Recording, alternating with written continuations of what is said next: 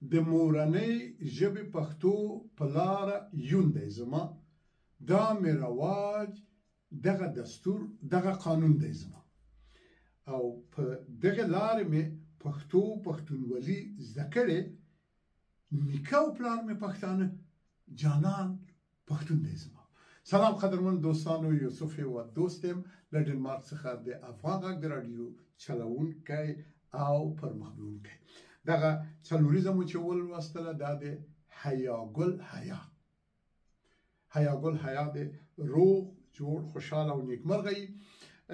خوشحاله چې زمونږ نننۍ خپرونه د مورنۍ ژبو د نړیوالې ورځې سره سمون خوړلی ده او دا د یوې خپرونې او د نویو مطالبو سره بیا هم ستاسو په خدمت کې یو.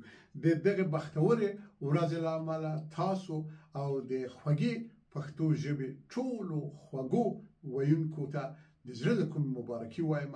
خدای دې زموږ او ستاسو پښتو دا لرغونې ژبه، دا له آریانانه راپاتې ژبه او خواږه پښتانه دې خدای تل لري، نیکمرغه خوشحاله دي دوی او دا ژبه دې لا سرلوړې او پیاوړې وي.